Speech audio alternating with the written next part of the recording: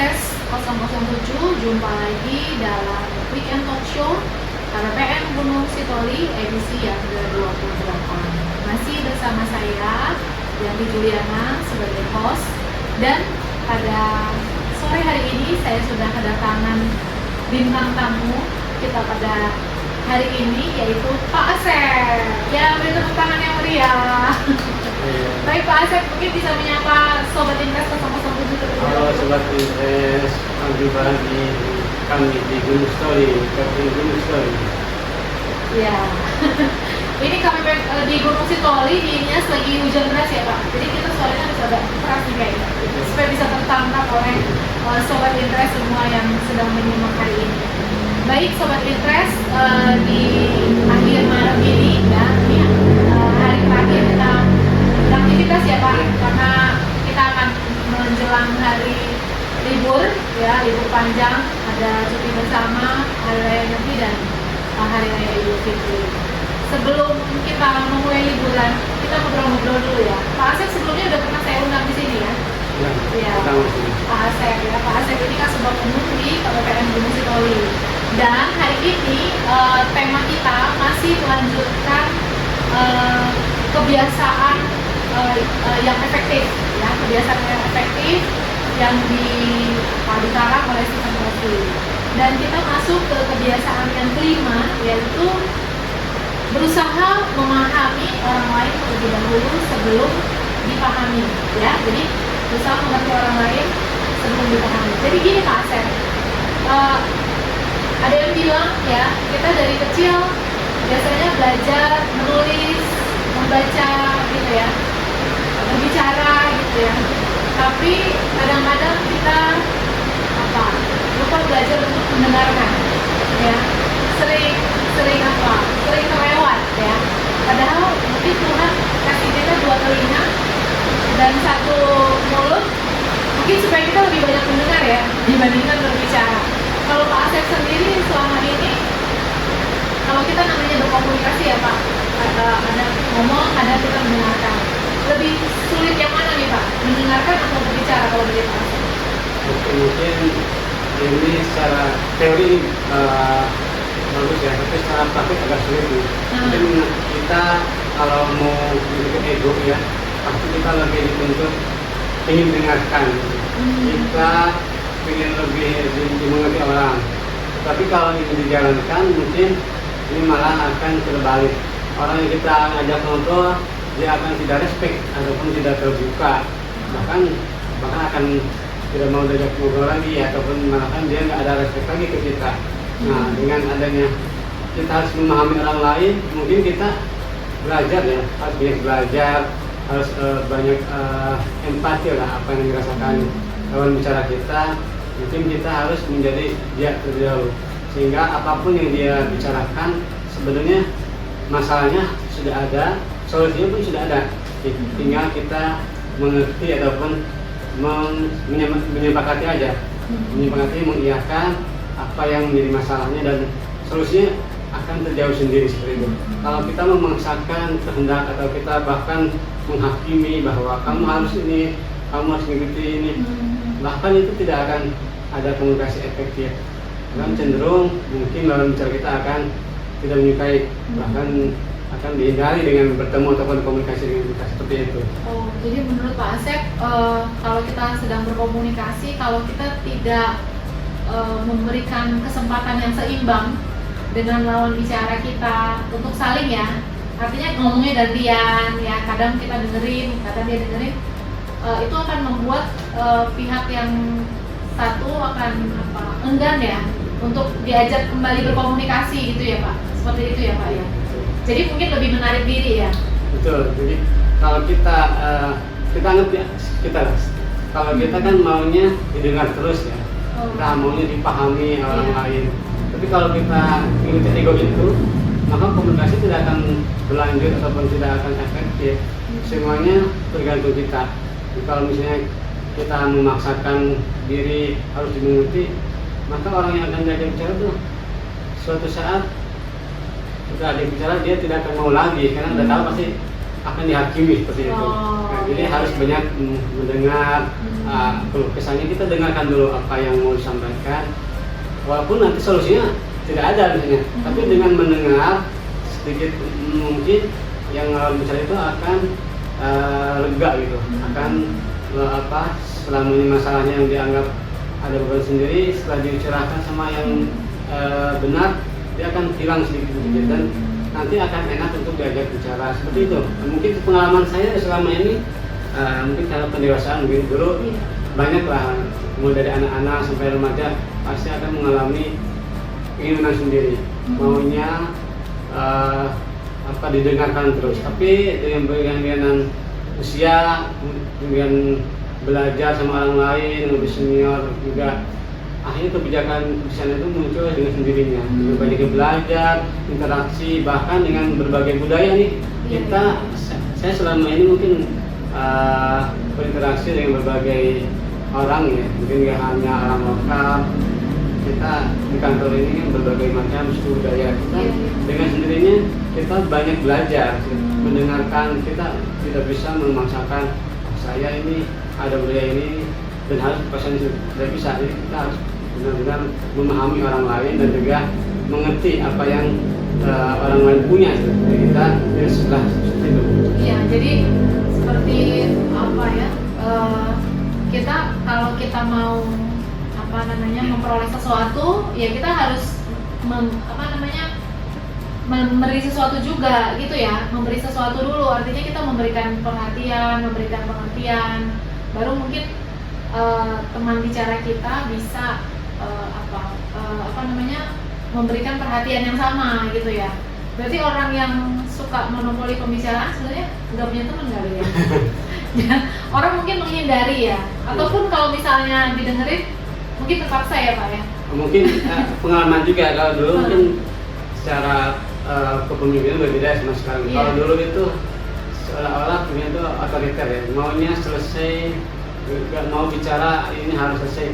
Mungkin dengan era sekarang kalau itu diterapkan nggak akan jadi, bahkan kinerja mungkin yang diharapkan lebih bagus malah terbalik.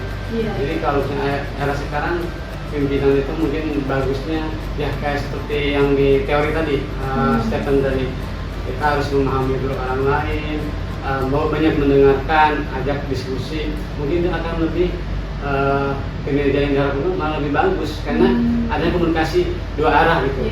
Jadi kita tidak hanya mendengarkan ataupun menunggu perintah-perintah ya, tapi dengan adanya komunikasi dua arah merasa dihargai, bahkan ide-ide itu secara otomatis akan muncul biasanya seperti itu karena tanpa ada tekanan. Itu mungkin Bu pengalaman saya selama ini ya, dan saya mungkin di generasi ada dua generasi yang dulu pernah mengalami itu, dan setelah eranya sekarang apalagi era perubahan di kantor kita jauh berbeda sebenarnya dulu.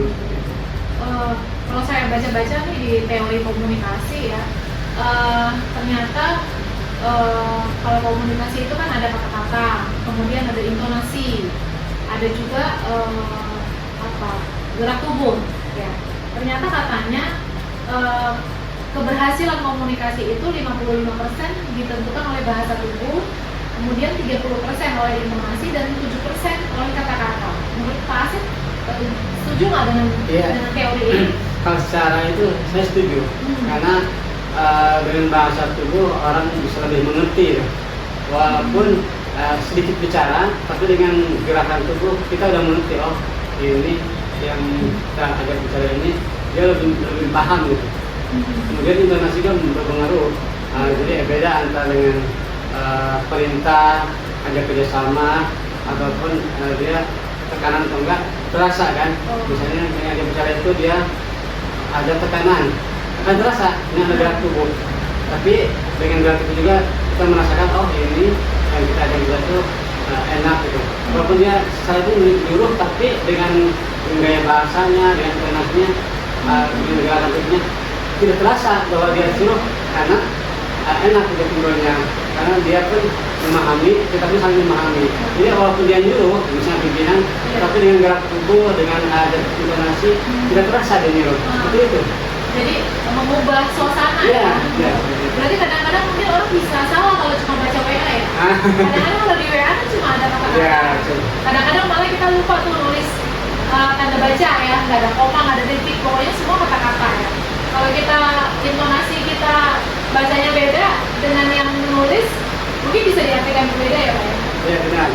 Dengan dalam WA digital sekarang mungkin orang komunikasi itu seolah-olah berhadapan gitu ya. Iya, iya. Tapi seringkali juga ada perbedaan persepsi, maksudnya seperti apa, misalnya baca atau apa, terus maunya ini seperti apa sih?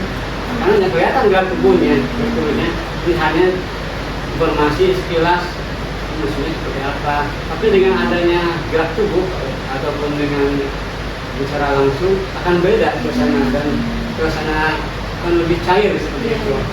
Jadi mungkin penting juga ya kita berbicara secara langsung ya, kita lihat mungkin air mukanya, kemudian gerak-geriknya itu lebih apa, memastikan berhasil tidaknya komunikasi ya. Yeah. Jadi kan kalau sekarang kan era digital apa-apa ya udah langsung teks ya, langsung WA gitu kan, jadi dianggap lebih cepat tapi belum tentu efektif gitu ya, mungkin seperti itu ya. Saya teringat lagi nih Pak, ada berbagai macam sering kalau kita komunikasi itu apa ya istilahnya bias ya. Jadi sebenarnya kita maksudnya seperti ini tapi ternyata nggak jalan gitu ya dalam kita berkomunikasi antara mendengar dan berbicara. Saya baca-baca Pak, salah satunya nih ya Pak, ada ketika kita orang konsentrasi ya, jadi mungkin kita bicara gini, bicara kita udah menyampaikan mungkin maksud dan pikirannya, tapi kita mungkin nggak nangkep gitu ya, jadi nggak bisa konsentrasi sehingga tidak bisa menangkap perkataannya. Kemudian ada lagi yang namanya stereotype. Stereotype tuh mungkin kayak Pak Asep udah ini ya Pak, udah sering pindah-pindah kota ya Pak. Misalnya di Bandung gitu kan, oh di Bandung, bukan yang di Bandung, kalau Bandung kan Pak Asep sama-sama orang Bandung ya. Mungkin waktu Pak Asep ke Nias gitu ya, mungkin Pak Asep langsung ini apa, orang Sumatera biasanya ngomongnya keras gitu misalnya, atau biasanya ngomongnya nggak ada basa-basi gitu ya. Nah, persepsi-persepsi seperti itu kadang-kadang bisa menghambat dalam berkomunikasi. Ada juga yang namanya ini Pak, halo efek. Halo itu yang kayak apa, lingkaran apa nih, malaikat gitu ya. Jadi kalau saya tahunya dia tuh orang baik ya, istilahnya religius gitu ya. Jadi apapun kata-katanya kita selalu persepsinya baik gitu, sehingga ini positif. Nah, kebalikannya yang namanya horn effect. Sebaliknya dia mungkin kalau ini malaikat, dia ini iblis gitu ya. Jadi kira-kira karena kita udah kenal dia negatif orangnya, sehingga apapun yang dia komunikasi kita dalam otak kita, dia orang pokoknya jelek aja kata-katanya gitu. Satu lagi ada namanya ini prejudis atau prasangka ya, prasangka. Mungkin mirip-mirip dengan stereotype. Kalau stereotype kan kayak generalisasi ya, generalisasi, orang ini seperti ini, orang ini seperti ini. Kalau prasangka tuh mungkin lebih ke negatif gitu ya. Jadi udah ini duluan, siap duluan gitu. Enggak, kayaknya enggak benar, kayaknya ada apa namanya, ada maksud jelek nih gitu ya, sehingga apapun perkataannya udah langsung parto duluan istilahnya kalau anak sekarang gitu ya Pak Asep. Pernah nggak ngalamin hal seperti itu? Mungkin bisa sharing Pak. Mungkin selama saya berpikir di instansi ini, mungkin pandangan itu selalu ada ya. Mungkin dulu awal jadi pegawai negeri kan kesempatan saya kebetulan di Sumatera Utara ya. Di Bali ya? Ya. Pandangan itu stereotip itu ada. Misalnya orang Sumatera ini suka ngobrolnya itu keras gitu, apa adanya. Tapi saya itu anggap orang lain yang ngobrol, tapi kan saya belum pernah langsung ataupun ngobrol sama orangnya. Anggap itu kan orang itu dimana sama, orang seperti itu akan ada. Mau orang baik, orang jahat apapun namanya, menurut pasti ada. Saya abaikan itu, karena kalau ini misalnya kita ada di pikiran, akan bergerak, akan maju. Jadi kalau belum bertemu ataupun belum mempraktekkan apa yang dikatakan orang, saya belum percaya gitu. Jadi pada akhirnya tetap kita mau berangkat, gitu kan. Nah, pada akhirnya itu malah enak gitu. Bisa kita dengan adanya perbedaan ini, bisa lebih banyak ilmu, nambah ilmu tuh. Mulai dari saya bahasa lebih mengerti apa yang dikenal itu ya salah. Justru ada kelebihannya. Jadi apa yang tersembunyi di apa ada masalah ini langsung diungkapkan, kan lebih tahu oh selesai masalah. Nah, seperti itu. Nah, apa yang jadi hambatan atau masalahnya hari ini langsung diucapkan itu, tapi tanpa panjang-panjang lagi, hari itu selesai. Itu kelebihannya. Seperti itu ya. Tidak orang seperti itu karena kita yang mengalami dan orang dari kata yang kayaknya orang itu belum tentu mengalami seperti itu. Jadi apa yang kita rasakan, apa yang kita praktekkan selama ini ternyata harus salah karena kita nggak masuk ke dalamnya gitu. Jadi mungkin orang itu di sana akan berbeda, karena bisa dikerahkan tekan juga karena justru akan menyesuaikan apa yang intinya tertekan akan kembali juga melawan itu. Kenapa? Belum tentu yang ada pikiran itu ini lemah karena anggapannya orang ini lemah pasti akan tertekan. Dan juga sama halnya orang sana sini kita dimanapun berada gitu, persepsi pasti ada. Cuma tergantung dari kitanya. Kita harus memahami orang lain. Yang penting kita harus mendengarkan apa yang menjadi apa tuh pembicaraannya, maksudnya. Karena kalau tanpa itu egois kita diutamakan ya tetap gak akan jalan komunikasi ini. Karena kita sudah di pikiran itu sudah kita harus didengarkan, kita harus kita senang. Kita nggak akan jalan. Itu. Berarti Pak Asep kalau dibilang berarti nggak pernah mengalami hambatan-hambatan yang tadi kita cerita itu ya? Nggak ada, sama maksudnya selalu berusaha untuk positif, iya. Yang lain karena pasti ada nilai positifnya yang bisa diambil gitu ya. Jadi selama ini persepsi itu kemanapun kita pasti ada. Jangankan orang yang berbeda asal yang sama itu, saya berpikirnya sama saja. Orang manapun kalau kita baik ya kita baik, orang akan membalas lebih baik. Begitu. Orang jahat karena kita jahat gitu. Jadi kita berprinsip selama kita baik, orang kita dahulukan, pasti mereka akan lebih baik lagi dari kita. Saya seperti itu. Mungkin orang lain seperti itu.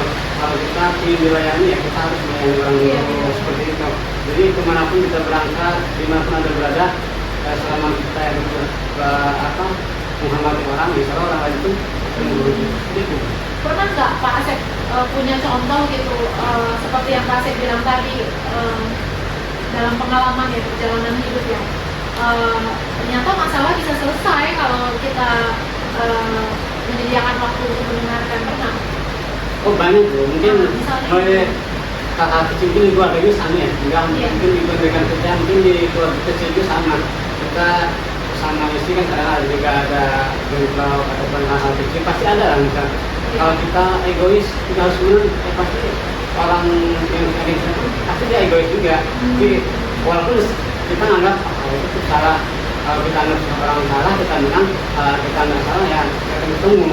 Makanya kita tetap aja walaupun kita berpikiran kita yang benar nih, kita terus dengerin apapun ucapkan kita dengerin, baru kita serah redam, baru kita ngobrol, kita ketemu lagi.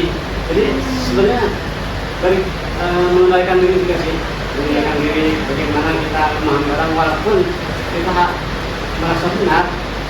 Mereka pun benar sana merasa benar. Sudah ketemu kan Bu, akhirnya ketemu. Dan hal itu di kantor ini sama, kita harus banyak mendengar, banyak memahami orang lah. Karena orang itu nggak sama, nggak bisa kita harus ikuti kita semua. Ya harus sama seperti kita nggak perlu. Jadi cukup kita mendengarkan, memahami orang lain. Nah, maka orang lain akan memahami kita. Gitu. Gimana pun itu, bukan hanya di kerjaan, di rumah, keluarga kecil ataupun keluarga besar, hal itu. Dan kita bisa belajar lah gitu. Jadi ini akan titik tertinggi, artinya akan terus belajar seperti itu. Jadi intinya kalau kita punya keinginan untuk menyelesaikan masalah, ya kita harus ngalah gitu ya, harus ngalah dulu, memberikan kesempatan lawan kita atau teman kita untuk menyampaikan supaya kita bisa pahami dulu ya. Dari situ mungkin akan ada jalan keluar gitu ya. Bapak pernah nggak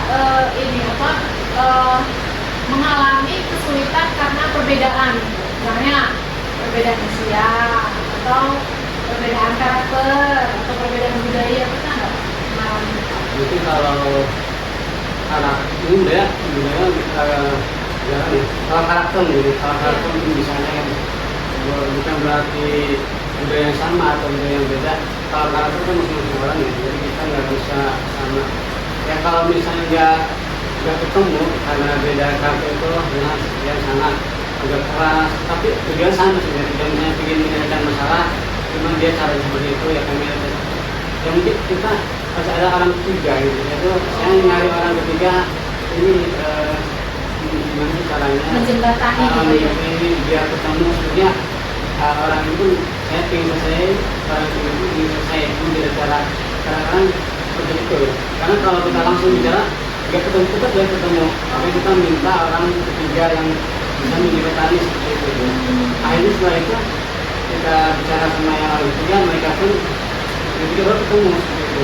Karena kalau kita langsung memaksakan, dia pun nggak terima, tidak terima, nggak ketemu. Harus ada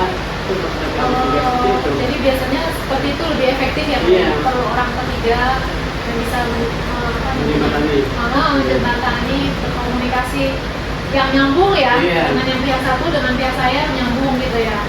Jadi bisa sebagai mungkin nggak langsung frontal ya, jadi bisa diskusi gitu ya Pak. Biasanya itu lebih efektif yang Bapak lakukan.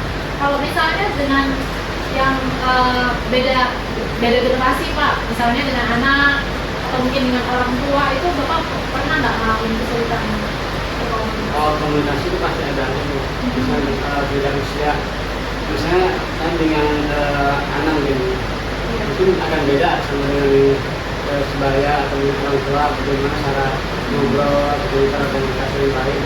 Dan orang yang lebih bawah usianya, mungkin kita akan lebih mengayomi ya. Banyak walaupun ada nasihat-nasihat yang harus kita kasih, tapi tidak menghakimi ataupun memberikan dia tekanan yang lebih. Itu dia ngobrol, bagaimana merangkul seperti itu. Dan juga kepada orang tua ini akan beda lagi. Mungkin kita akan lebih banyak mendengarkan lah. Walaupun orang tua mungkin pendidikannya nggak setinggi kita, tetap kita dengarkan nasihatnya, karena orang tua akan lebih banyak menasihati kita, lebih banyak ilmunya daripada kita. Walaupun dari segi pendidikan mungkin agak tinggi, tapi pengalaman kita akan lebih banyak. Dan itu kita praktekkan di rumah, dimanapun orang tua mulai dari sana, kita tetap menghormati seperti itu. Jadi kalau yang karena perbedaan generasi, beda lagi ya pendekatannya ya, tidak melibatkan orang ketiga ya, tapi menyesuaikan diri mungkin ya, menyesuaikan diri di mana kita posisinya. Kalau kita yang lebih tua, berarti kita lebih lebih mendengar supaya tidak seolah-olah dihakimi gitu ya, tidak terlalu judging lah istilahnya ya Pak ya, sehingga mungkin anak kita lebih nyaman bicara dengan kita gitu ya. Kalau dengan yang lebih muda berarti kita memposisikan sebagai anak ya, di bawah gitu kan, mendengarkan juga ya, intinya mendengarkan juga, tidak maksudnya posisinya itu bisa berubah-ubah ya Pak berarti ya, kalau mau menempatkan diri lah gitu, intinya seperti itu ya. Gitu. Jadi menurut Bapak nih, kemampuan orang berkomunikasi itu sangat penting nggak untuk keberhasilan kita dalam hidup gitu? Mungkin seberapa penting mungkin itu?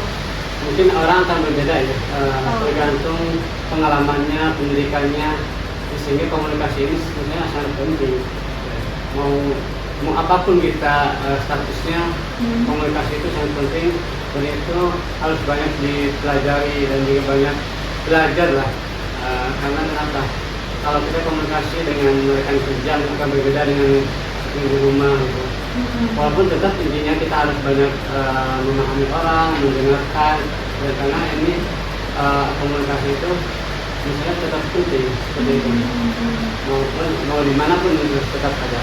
Iya, jadi mungkin pendidikan penting ya Pak ya, pendidikan penting, keterampilan penting, tapi komunikasi itu Tetap. sangat penting juga ya. Mungkin apa? Sama pentingnya, gitu ya. Kita nggak bisa bilang mana yang lebih penting mungkin ya. Jadi sama pentingnya ya Pak ya.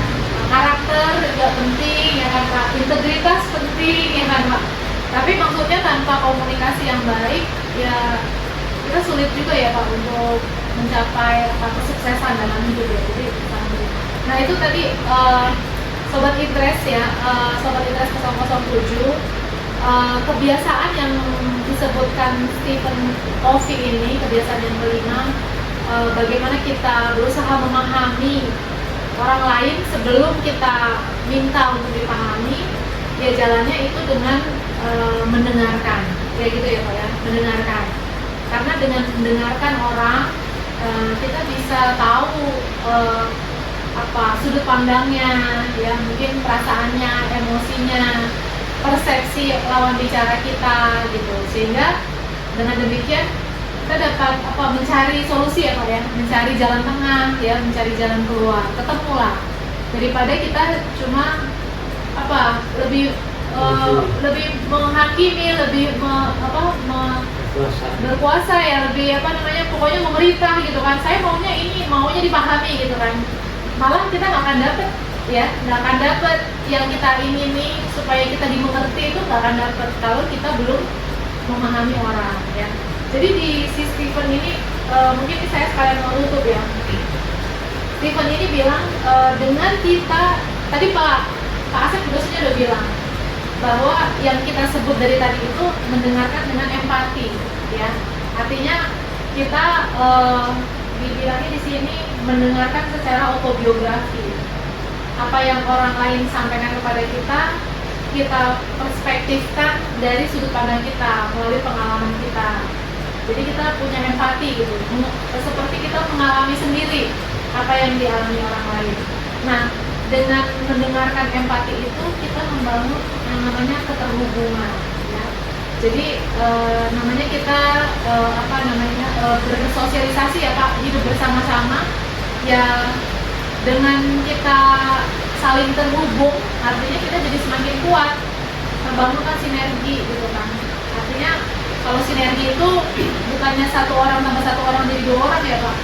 Jadi kekuatannya mungkin lebih dari 3 atau 5 orang gitu, jadi luar biasa lah gitu. Nah, itu yang sedang diciptakan ya, yang berusaha diciptakan yaitu keterhubungan antar manusia, sehingga akhirnya membangun kebiasaan yang efektif. Itu tadi ya Pak ya. Pak Asep udah ngalamin ya, Pak Asep udah ngalamin bahwa dengan komunikasi ada banyak solusi yang dicapai ya Pak, ada banyak keberhasilan yang tercapai. Nah mungkin sama-sama Sobat Interest yang mendengarkan juga bisa mengambil hikmah ya dari apa yang kita diskusikan dan juga mempraktekkan dalam kehidupan sehari-hari supaya kita juga semua sama-sama berhasil. Itu hanya Pak Asep ya. Baik Sobat Interest 007, itu tadi pembahasan kita hari ini, dan ini kita rekam ya di akhir Maret, tanggal 28 Maret, akhir bulan Maret, dan juga menjelang Hari Raya Nyepi dan Hari Raya Idul Fitri. Untuk itu kepada seluruh Sobat Interest 007 yang merayakan, kami menyampaikan selamat Hari Raya Nyepi dan selamat Hari Raya Idul Fitri 1446 Hijriah. Mohon maaf lahir dan batin. Selamat Hari Raya juga untuk Pak Asep ya. Terima kasih Bu. Pak Asep kayaknya lebaran di Nias nih ya. Iya, betul. Di Gunung Sitoli ya. Lebaran kali ini mungkin coba di sini dulu. Baru tahun ini ya Pak? Iya betul. Baru tahun ini Pak Asep mau merayakan lebaran. Ini nanti buat ketupat apa enggak? Enggak. Insyaallah. Iya. Nanti kalau Pak Asep buat ketupat, jadi kita bisa mampir ya. Kalau ada ketupat. Boleh. Baik, terima kasih seluruh Sobat Invest 007 yang telah menyimak dan memperhatikan dari awal sampai akhir. Semoga semuanya sama-sama mengambil hikmahnya dari apa diskusi kita sepanjang diskusi tadi. Terima kasih. Ya, Terima kasih. Terima kasih ya Pak Asep.